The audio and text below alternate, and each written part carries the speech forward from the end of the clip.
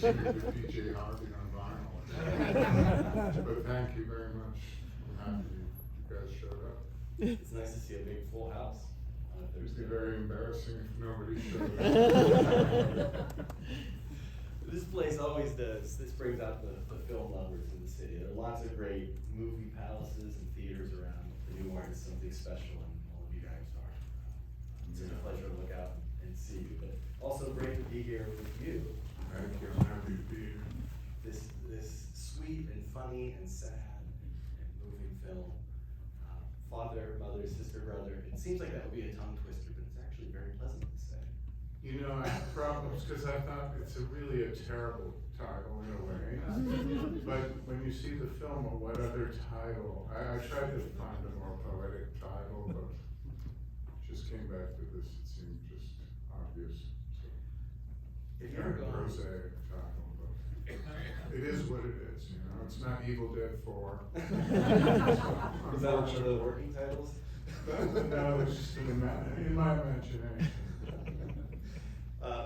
Have you ever gone to like a secondhand shop or consignment store and they have like a drawer full of old photographs that belong to somebody and now they belong to nobody and they're up for sale and you look through them and these were people's family moments? You know, I haven't done that, but when digital cameras became popular, ubiquitous, my brother and I, we were going back and forth to Cleveland to visit my father who was declining in health. And we would go to these thrift stores and there'd be bins of point and shoot cameras. And we'd look through and see if there was film left in any of them. If there was, we'd pocket the film and then go process it. And totally random, seeing really strange images of people we didn't know, you know. Kind of a similar It thing. was kind of fascinating, yeah. That's what I was thinking of watching your film, is this feels like snapshots of people's lives, with their children, with their parents, in their dining room, in their living room, and we don't know anything before or after, we just see this one moment from their lives. Yeah, I don't know, you know, really wasn't trying to say anything with the film. I was trying to just be observational and non-judgmental of these characters, and they came, I write backwards compared to most people. I start with the actors that I'd like to imagine collaborating with on a character. And usually I collect notes and ideas for quite a while and then I write really fast. And this one, I didn't collect ideas for a long time, but I still wrote really fast. So the first inclination of anything for this film was honestly, gee, if Tom Waits was the father of Adam Driver, what might happen? And then I'm a Jeopardy nerd, so Maya Bialik was a host of Jeopardy, really one of my favorite hosts. And she was really great. She's not anymore, and I didn't really know her work as a TV actor. You weren't a Blossom fan? No, I wasn't even aware of Blossom. But I liked her on Jeopardy. It's like, you know, who is Rasputin? And she's like, that's him. And she was I just loved her. So I thought, man, what if she was the sister of Adam and Tom with their father, and then Vicky Creeps and Kate Blanchett as sisters, and Luca in India I had worked with before, both briefly, and I thought of them. And my mother and her brother were twins, and so they were kind of telepathic. So some of the twin thing came from that, but also my uncle's name was Bob, so Bob. And my father's name was Bob, so then my cousins had Uncle Bob. So whenever we had family gatherings, like, who's Uncle Bob? Where's Uncle Bob? Wait, you're Uncle Bob? It's kind of confusing. And then when I went to, Britain when I first started traveling, when I was early 20s or whatever, and then I heard the expression, Bob's your uncle. So a lot of people here don't really know this expression, right? But now you do, it's in the film, so Bob's your uncle. I love Adam's literalism in But Ted's our. Yeah. Has a hard time going with the flow, that I character. love Adam Driver so much. I love giving him these characters that, you know, I don't know, very kind of bland. And I like to give him dialogue that start with like, well. You know, I always give him this kind of stuff. He's so, I just, the guy's so great. I love working with him. He's very serious. And mine, Bialik's very precise, as is Adam, as actors. And so our first day of shooting afterwards, Tom Waits said, "So Jim, you hired these two professional killers. What am I supposed to do here?" Because Tom's strength is being obviously having a longer leash, let's say.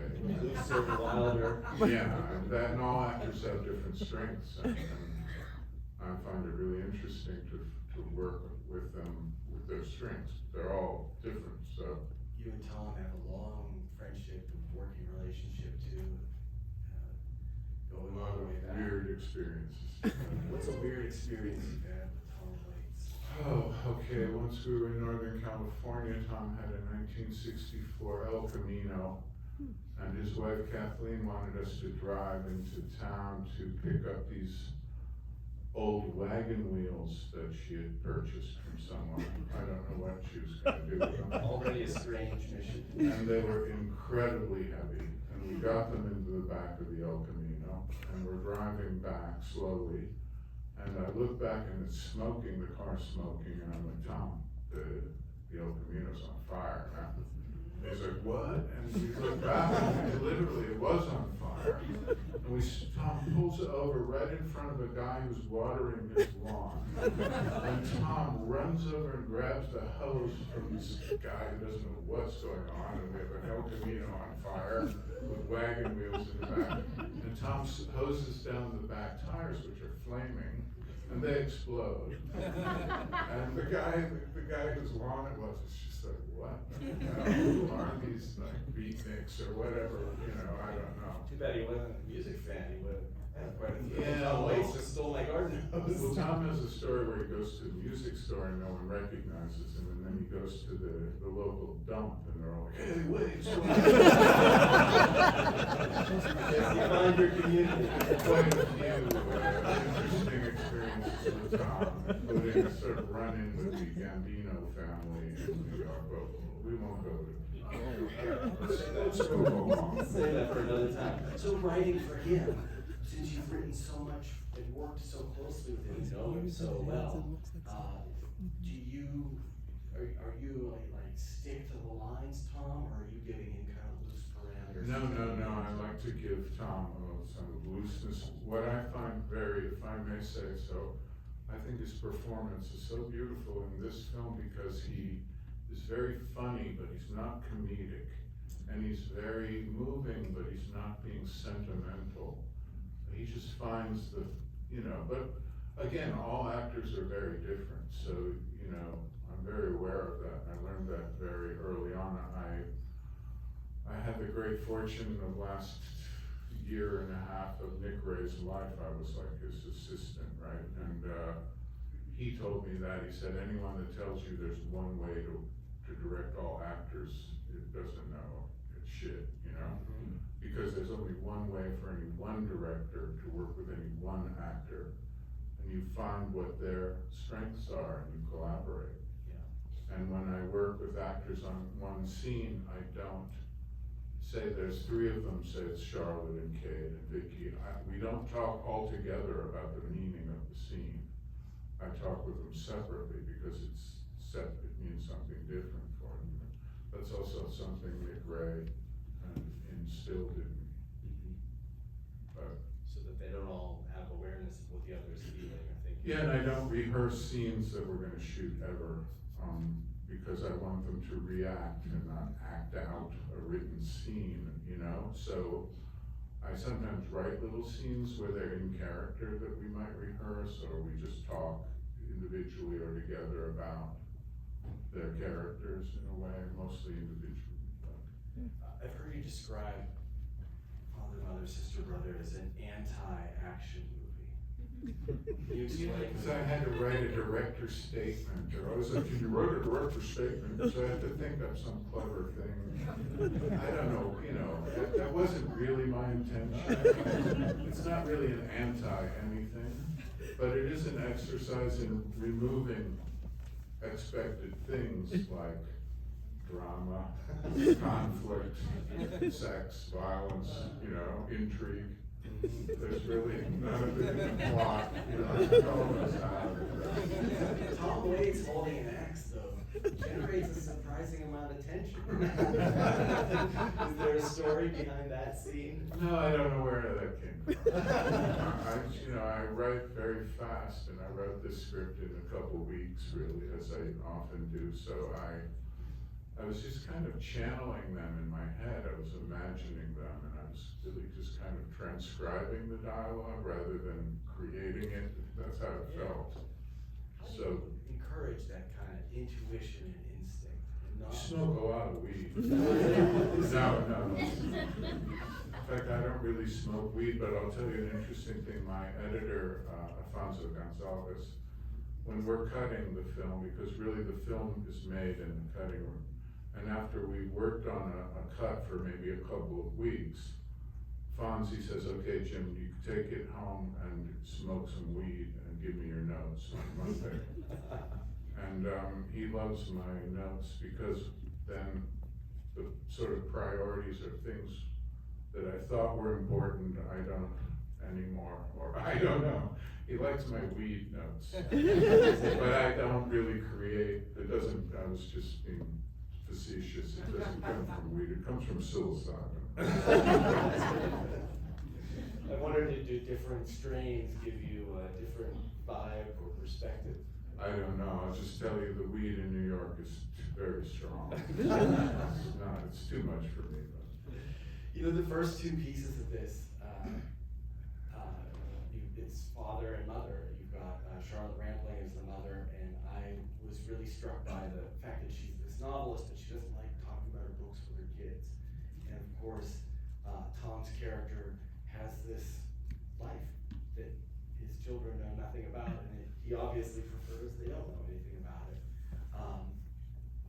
I know you're not making a statement or trying to say something declarative, but what interested you in the idea of what parents show their kids and what they don't? Well, both of those characters are, they live their lives, their own lives, right? Both the mother and father.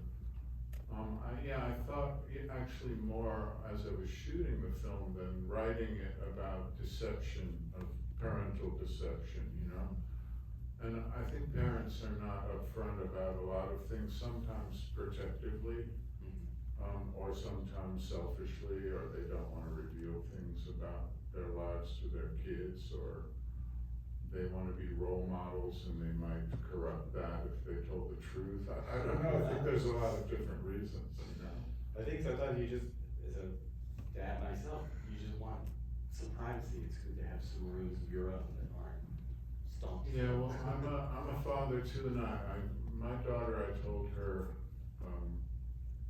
a while ago, I told her, if you ever have trouble with authorities or anything, any problems, I'm your father, I'm there for you. So I will not reprimand you or criticize you, I will get you out of the situation and then we can talk about it or whatever. But I said, look, here's the thing, I fucked up my life, you fuck up your own.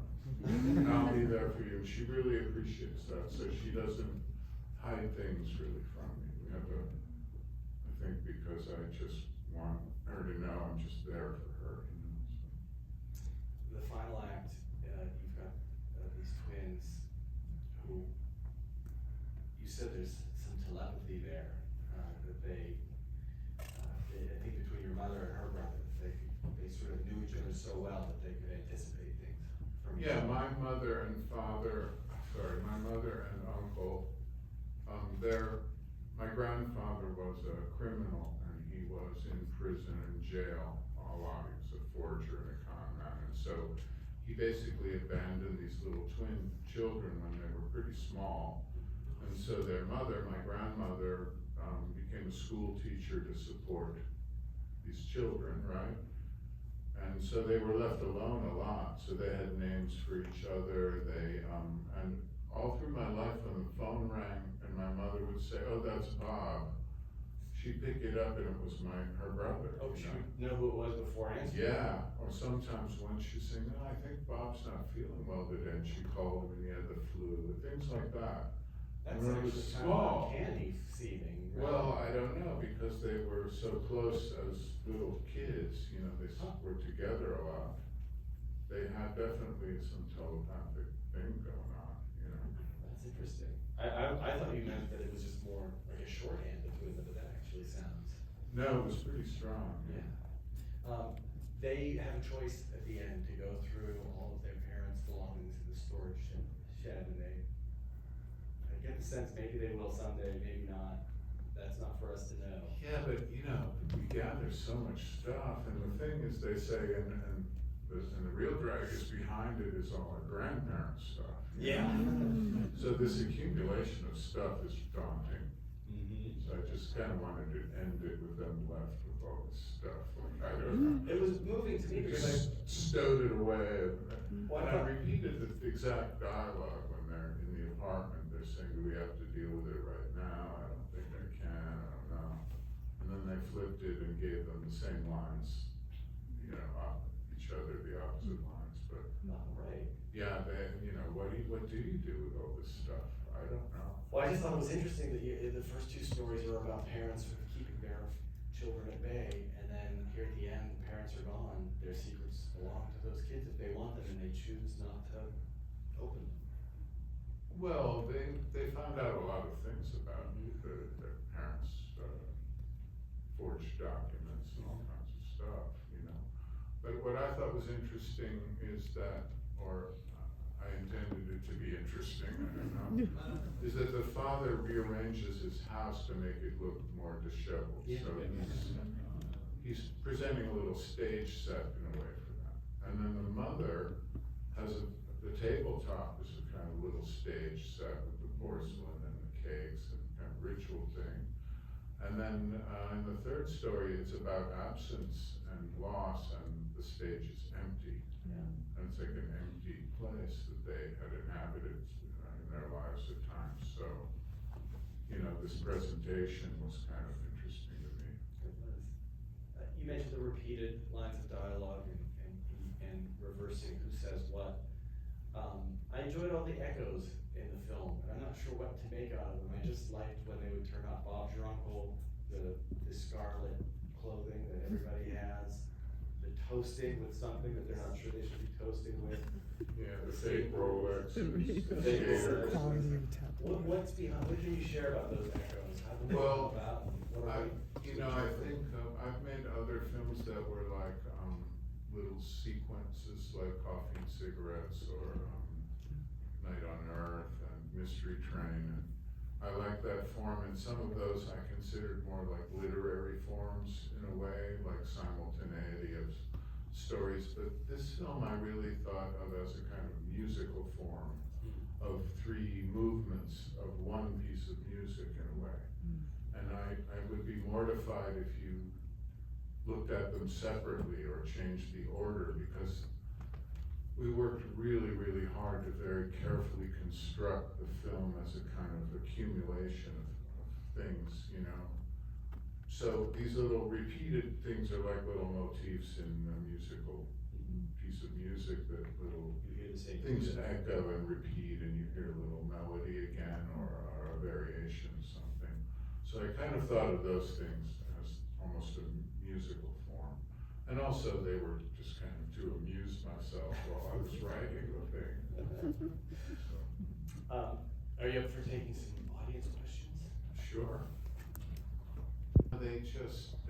They're usually anti-authoritarian, they have their own clothes, they wear Vans, they have baggy clothes, they even emerged in a way, some skating techniques come from empty swimming pools in Southern California, which is, you know, great, a kind of criminal act of breaking into somewhere.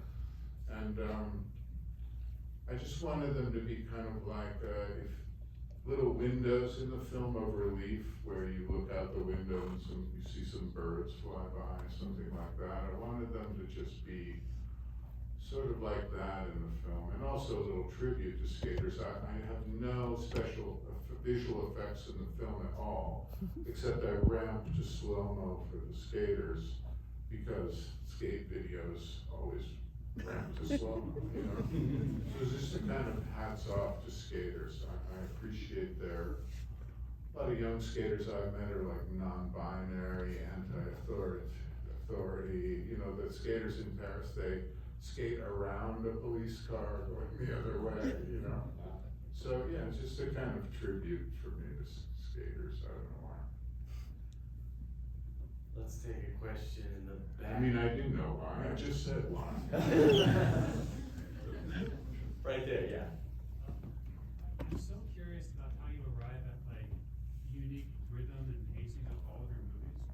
It's really kind of it's really it's not conventional. It's like not what you would expect, and I imagine that your scripts in your scripts, do you allow for a lot of like space from scene to scene, from beat to beat, or do you find it in the edit? I'm just kind of curious how you figure out the rhythms of all your movies. You know, I have my own rhythm and I don't really analyze it, but it just sort of comes out of me as in a kind of musical thing in a way. And I do, the spaces in between are very important to me because in music, you know, the notes that aren't played help define those that are. And I really like the things that are, I like the spaces in between. Like my film, Night on Earth, a film I made that is different taxi rides in different time zones. And in a normal plot, the taxi ride is just not important. It's like, oh, they get in the cab and then you cut, they get out of the cab.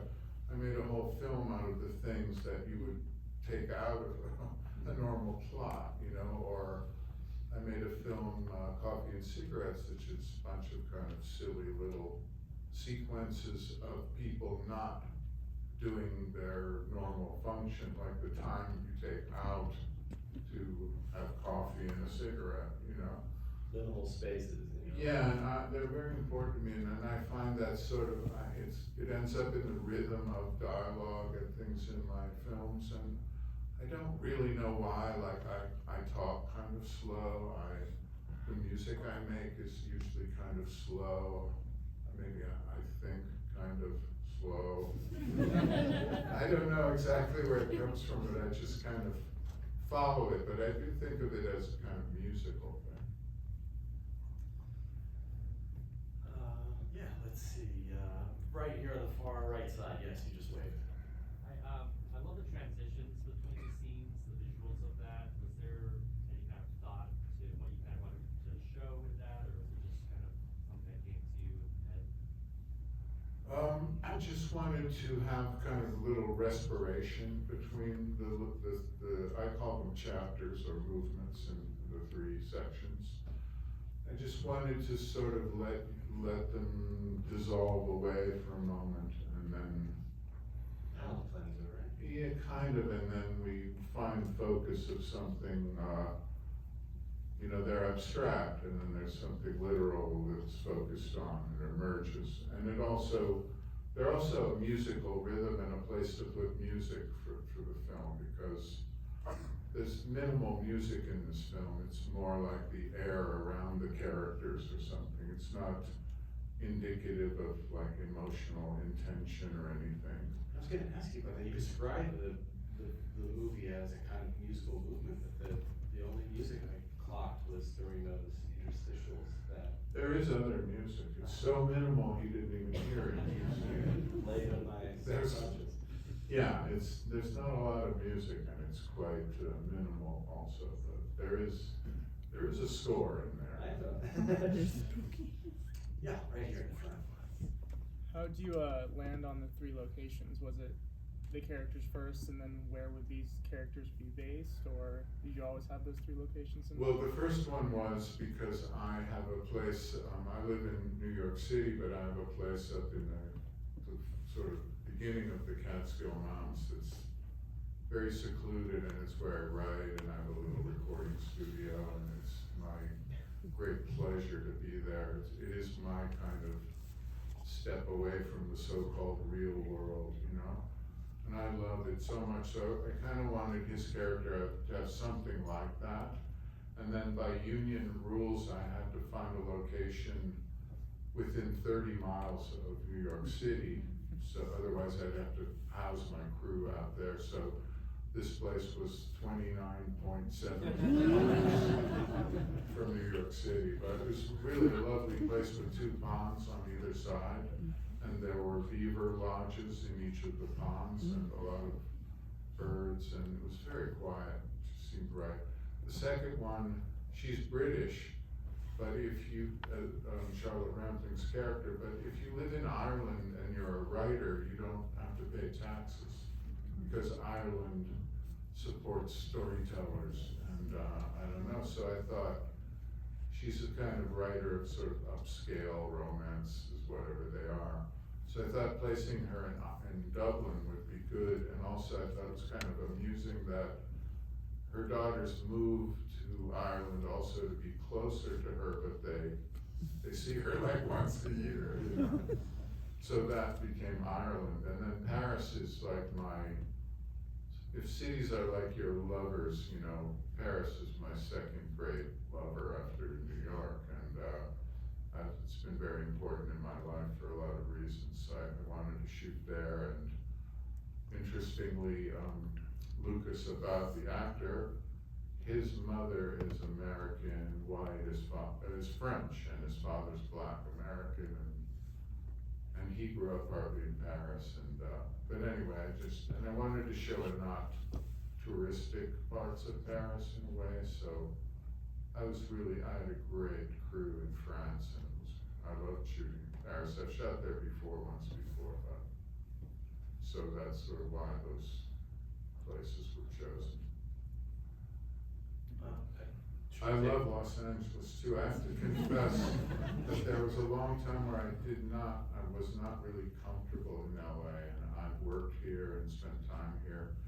And in the last years, I have a really deep love of LA. I don't know, I just find it fascinating, its history, the architecture, the idea of Hollywood growing up around movie making and all the wild stories and the sort of dark side, the Raymond Chandler side and criminal side. And one of my favorite crime films of LA is Point Blank, John Bourne. Of course, Chinatown, but Point Blank for me is my favorite LA crime movie.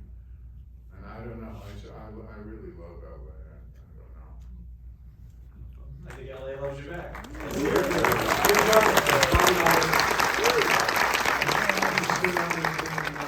I was here right after the recent fires, and my friends here too. I sensed a thing since then of people in LA. There's a kind of, I may be imagining this, but I feel a kind of sensitivity to the fragility of everything that I didn't feel quite as strongly in the past. And I don't know, people sort of are feeling more empathetic towards each other, or toward the city itself and its beauty and its history, and anyway. And our reliance on each other too.